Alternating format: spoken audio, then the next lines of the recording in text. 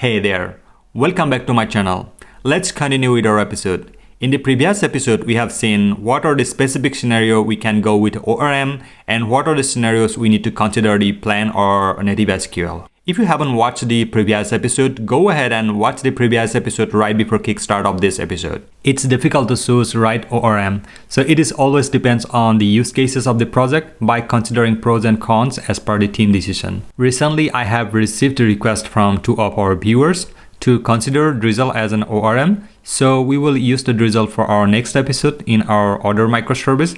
But for the catalog service, we will use Prisma. So if you people are interested, you can have choice between the Prisma and Drizzle. Thank you guys for your request. So right now in the source code, I am inside the catalog service, right? So let's open the terminal here. So a couple of things we need to install, right? So first of all, as you can see in the source code, we don't have any database at this moment, right? If you go to repository layer, and if you click on the repository here, you can see we are simply just providing some kind of mock data, which is built from our pictures, right? With the help of Rosie and the Packer.js, right? So we are going to simply change this one, right? So nothing gonna be changed in throughout of the whole source code, right? So, but a couple of places, maybe we need to change a couple of things, just like, we are going to use some kind of models right here. Whether it comes to implement ORM, it has its own standard ecosystem. So it may be Prisma, Type ORM, SQLize, Drizzle, etc. So based on its API documentation, we need to make a bit of changes on the model as well as, but we will try not to touch the business domain, right? So let's try to move forward with what are the prerequisites going to be needed in order to spin our database server. So let's try to do that. So in this case, let's close everything, right? Close all. Let's spin our database server. So how we can do that? Let's try to create one Docker file here, because with the help of Docker file or maybe Docker Compose, we are going to spin our database, right? But that is not the case. Like you always need to use a Docker file. You can, if you have already installed your database in your local machine, then you can utilize that one also. But in our case, we are not going to take that burden. It's not common like you are going to install database for each and every time. And maybe today we are going to use PostgreSQL, then install PostgreSQL. Tomorrow we are going to use MySQL, then it will going to be occupy extra memory, extra spaces in your local computer. Instead of that, what we are going to do, we're going to create one Docker file right here. And instead of installing all those things in the local, use the Docker file, all right? It's a kind of like, on one or two container, we're going to spin it up right there. And that container gonna help us to support the database, right? All right, so now let's go ahead and create one Docker Compose file, which is going to help us to spin our database server, right? But where we are going to keep that Docker Compose file, we cannot keep inside the catalog service or either in other service as well as, because we need to pack our microservices as a kind of Docker image in Fuser. So we don't want that specific Docker Compose file has to be a part of our microservice, right? It has to be some kind of like, external directory where we can keep all this database configuration and etc., right? So while we're going to deploy it, then definitely the database will be a kind of separate, completely separate service, or maybe complete separate, you can say, the container, right? So what we can do, let's go ahead here, click on the file and click on the add folder to workspace, right? So right now, you can see like only two directories are there here, right? Create a kind of new folder right here by clicking on the new folder. And here we are going to keep a name that is called the DB, right? DB, create, right? Then click on add. There's a kind of new directory that is called DB. So let me zoom in a little bit, right? So now you can see we have a different directory that is called DB. So inside this DB directory, let's create a file. And the file name will be like Docker Compose.yaml. Right. So here we are going to add some code quickly, so which is going to help us to spin our database server, right?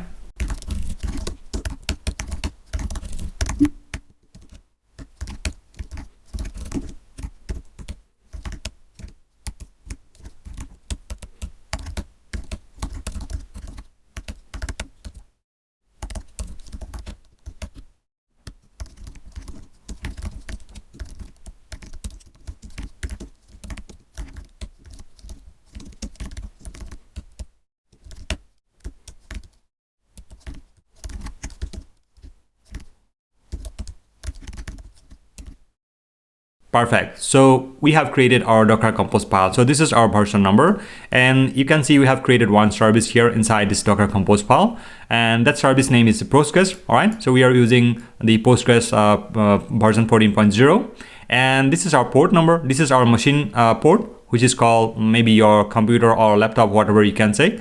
That is your machine port, and this is the container port exactly, right? So this 5432, it's mapped with your machine port. Sometimes what happens if you're running with this specific port number in your machine, then definitely it will going to conflict or it will going to give you trouble. So then simply you can change the port number right here. As an example, in my case, if I have already occupied this 5432, then maybe you can change it to something else also, right? Let's go with 5432.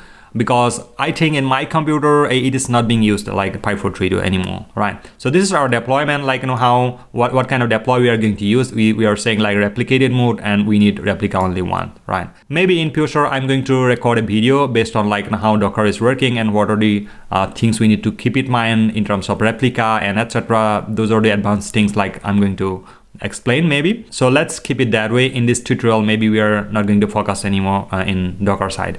These are some important environment variables that is going to be needed to kickstart our database server. And you can get all this information in the official Docker image of the Postgres. So why we are using volumes here?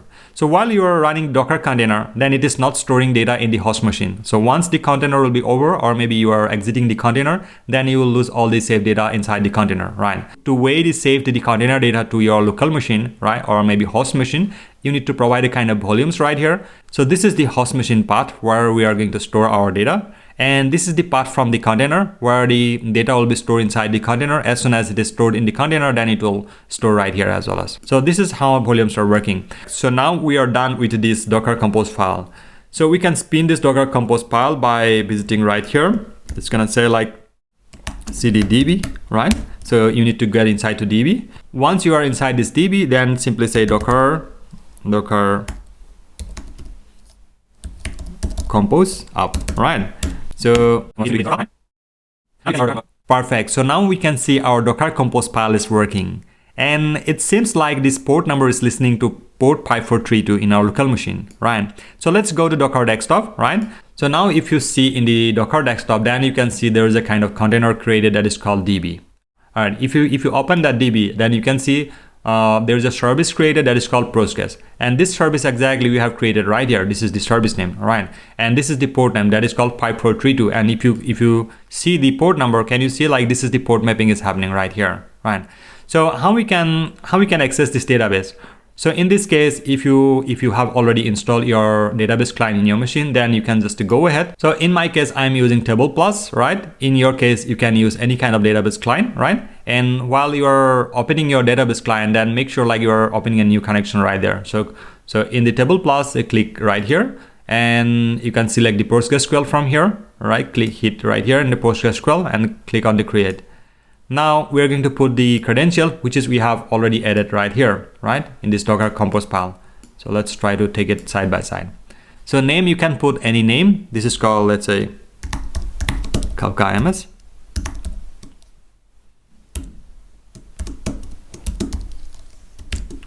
And the host or socket number we need to provide it just like 127.0.0.1, and port number will be 5432. So username will be same just like we have added here in the Docker Compose file. So let's try to use that. So username will be our catalog DB. Our password will be our catalog DB password. Database name will be our catalog service. So now let's try to test this connection. So it seems like connection is successful. Then let's try to save it. Right, so once you save this one, then it will go always like in the bottom of this list. So click on that specific connection right here, and you can see like we are fairly able to connect it, right? So you can click on here, and you can select the DB. So these are the DBs are available, but we are interested to work on our catalog service only. Perfect. So now it seems like we don't have any tables here, right? So now this is the time where we will be integrate our ORM. So right now you can see our database is running, but we don't want to run that in our foreground, right? We need to put it in the background. So how we can put it? So Control C you can use, right, to cancel it. Then we need to use in the background. This is going to be like our Docker compose up D, right? So D means data smooth, right? Where it will be run the whole Docker containers in the background, right? So let's try to hit the enter. Now you can see it is created and it is running right there, right? So let's close it out. Now we are done with this DB, all right? So let's close this DB and let's go to the catalog service inside. I'm gonna close this file as well as here. Let's switch it back to the catalog service. CD, go back one step further and CD catalog service, right? So let's try to install Prisma right here. So yarn add Prisma -d, right? -d. All right, so now we have installed Prisma as a kind of dev dependencies in the catalog service. If you go to package.json file and you can see inside here, the dev dependencies, Prisma is installed here, right? Now next step, let's initialize the Prisma for our catalog service. This is going to be npx Prisma init. Now we need to provide the data source provider. So in our case, we are going to provide PostgreSQL because our Docker containers are running the Postgres database server. And that is, we can use it right here.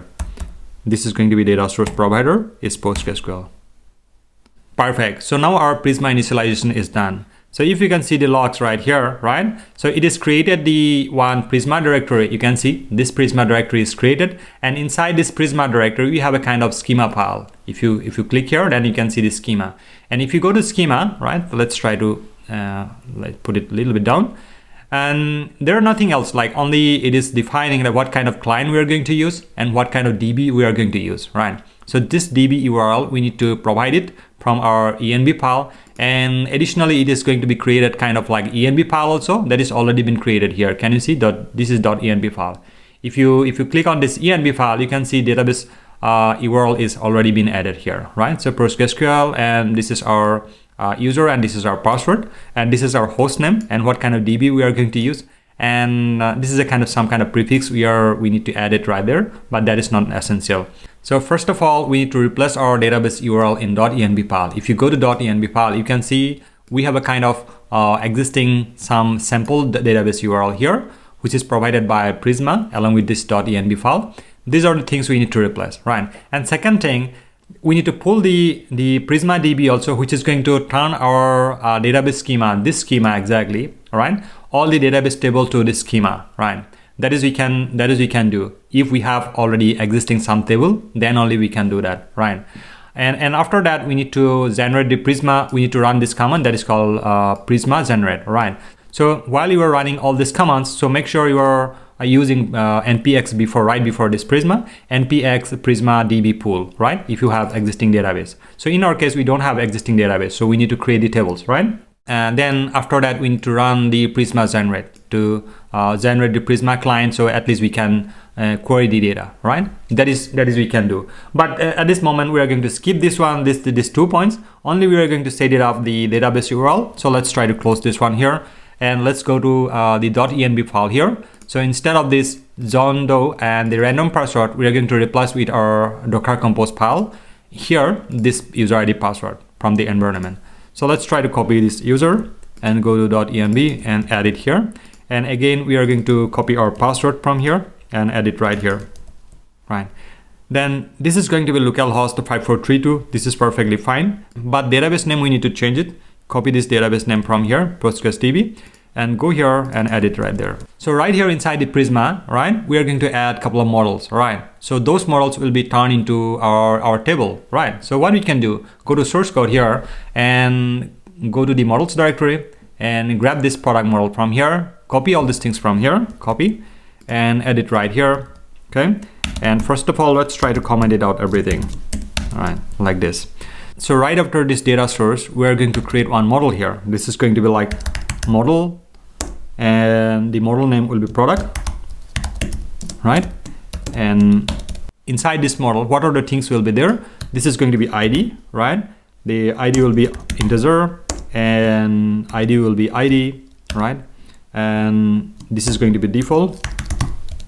And here we need this ID as a kind of auto increment, right? Because as you can see, this is the ID which is we are going to refer to the product ID, right? It has to be auto increment. And next we have like name and that name be string, name string. So this is the string, right? And string. Then first, then perfect. So we have created our product model. So once we are going to run the migration, then Prisma going to turn this specific product model into the table, right? Where we'll be having a kind of ID as a kind of primary key with the auto incremented stuff. And there are a couple of properties we have added, right? Name, description, price, and the stock, and it will be added accordingly, like whatever the data type we have added right here. This is going to be added accordingly. So what we are going to do, we are going to run the migration right here, so at least we can check it out whether this table is being created in the database or not, right? So let's try to do that. So let's go here inside this terminal. Let's try to clean it up all the terminal. So now let's go ahead and run this migration, right? So what we can do, we can run npx prisma migrate def, and this name will be init. So this is the name of like the migration file. So once you are going to run this migration, there is a kind of file is going to be created to keep track of the migrations, all right? So let's try to hit that one. So now our migration is successfully created, right? So if you go here inside this Prisma directory, can you see there's a directory created? Inside this migration directory, there is another directory created that is called like the timestamp, all right? And along with this file name, the file name we have added right here, right? This name is init. Can you see? This is the same name, right? If you click on this directory, then there's a file that is called migration.sql, right? So if you click on that SQL, now inside this migration.sql file, you can see it is created our table here. If you go to database client here, you can see the table is created along with this migration table, which is going to help us to keep track of all the migrations. And if you open this table, can you see all this ID, name, description, price, stock, everything we have added right here in the schema. These are the things are added. Here we will be doing a little bit more stuff also, where maybe we'll be going to add the categories and we will maintain the relations and etc, etc. But as of now, let's focus on one by one all these things to hook it up together. So first of all, we are going to create a couple of products and we will try to access all these things and update all these things with the help of Prisma, right? These are the things we will be going to cover, and then we'll be working on the rest of all the stuff, like how enum is working, how the relations are working, and how we can keep track of like multiple relations, etc. Right? So we will cover one by one. Now let's try to close this Prisma here. I'm gonna close all the files from here as well as. So now let's go to the source code once again and go to the repository here. Inside this repository, open the catalog repository, right? So let's try to make some room here, right? So here inside this catalog repository, we need to access Prisma here, right? So how we can access the Prisma? So let's try to create one constructor here quickly. So here inside this constructor, as soon as we're creating a kind of instance of catalog repository, we will be creating our Prisma client here, right? So let's try to declare the Prisma client here. This is going to be Prisma will be Prisma client, right? And try to assign this Prisma. This Prisma will be new Prisma client, right?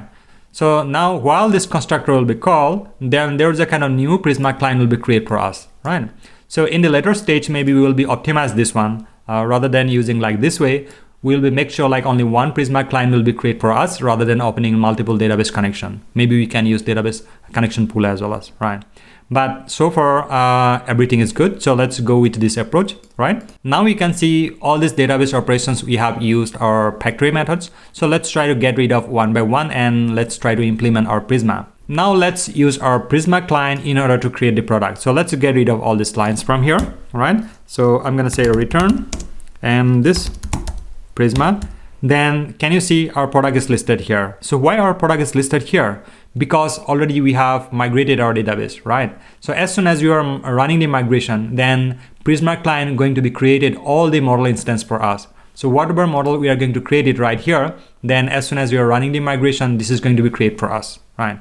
And other way around, what we can do, we can use some kind of different method also in order to create our all this instance for us with the help of the Prisma client. That is maybe we will see in upcoming lectures. But at this moment, let's try to create the product, right? So we will be saying like the product, right? And after that, you will be able to see, like once you are putting the dot notation, you'll be able to see all the operations available to the product model. So this is the beauty of the ORM, right? So here you can create many, you can delete, or you can find, update, etc. You can perform all the operations, right? So let's try to create one, right? So create, and here inside this create, we need to pass a kind of object here. So this is going to be like data, and inside data we are going to pass our product. This is we are accepting from here, right? Let's try to put that, right? Or maybe you can just keep it like this also, right? This is also, it's gonna work. Let's try to spin the application and test it out whether our Prisma is able to create the data or not, right? So here, yarn dev, right? So our application is running on port 8000, and if you go here, there's a file that is called the request.http, and you can see this is our product, right? So this time, while we are going to create the product, it has to create one record in the database, right? Let's try to send a request. Can you see it is created, right? So it says ID is 1, right? And if you go to database client here, then if we refresh this product table, right? Can you see the product is added right here? Cool. So now our Prisma integration is working correctly, right? So we are successfully able to create the product. So let's try to add some code for the remaining part of our code, update, delete, find, and find one. I'm gonna get rid of all these lines from the update function, right? So instead of that, let's try to use the Prisma client. So which is going to be like return this Prisma, and we will say product.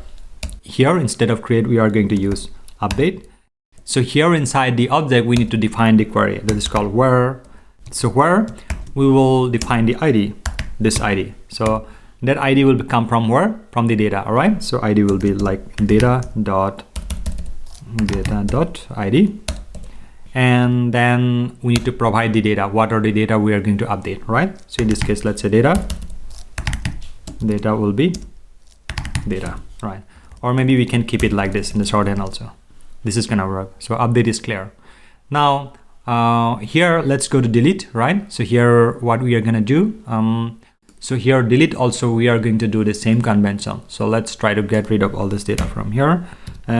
Return this Prisma. Then we need to use the product. Then we will be saying delete. So again, here we need to provide the object. This is going to be like where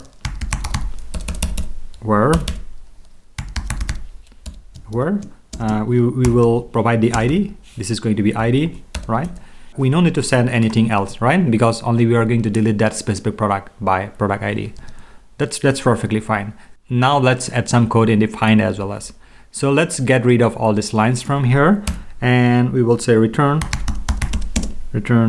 this Prisma, and here we will say product and find the many, right? And inside this object, we need to define our limit and offset. So how we can define it? In the Prisma, the limit and offset is taken in different way. So the first thing we need to say like take, right? So how much we are taking it? That is the limit we need to provide it here. Limit. So how much we are going to skip it? That is, we need to provide the offset, right? So let's try to say skip. This is going to be offset. Cool. Now only one function is left, that is called find one. So let's try to add some code here as well as. So I'm gonna get rid of all these things from here. This is gonna be say like return and this dot Prisma and product find first. And here we will say inside the object where we will provide the ID, right? This is going to be ID. So that is already we are passing from here, right? So right now, can you see it is giving error? So what it says like null is not assignable to product, right? So maybe while we are trying to fetch the data, right, the find, then it may be return the null also, right? So in this case, let's try to gather the product equal to await, right? And we will be saying like if product is there, product is true, then return the product, right? This is going to be promise,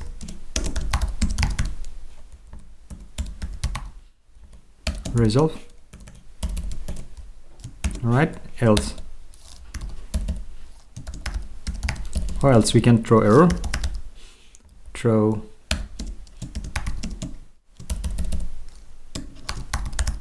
error. This is going to be a new error, product not found. Perfect. So now our find one also perfectly done, right? So let's try to remove this unused file from here. Okay. Now let's try to spin our application, right? Here on dev. So now let's go to Postman here and let's try to get all the products. So click on the get all. Then this is our endpoint, localhost 8000, and we are trying to get the products by calling this get request, which is called products, and we are providing some kind of limit, all right, which is by default. I'm just setting it to 100, or maybe you can set it 10, and offset will be 0. Now try to send a request, right? Can you see? We are perfectly able to get the data, right? So now we can see our get call is happening correctly, right? So that is giving the response from here, right? From this one. Yeah, from this one, right? So it is going to get products. Get product is calling to this repository to find, and this repository is coming from here, right? Find from this one.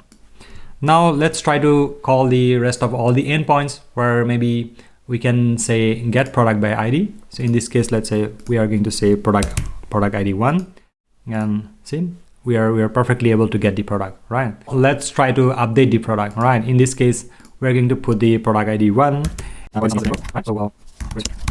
These are the contents we are going to update.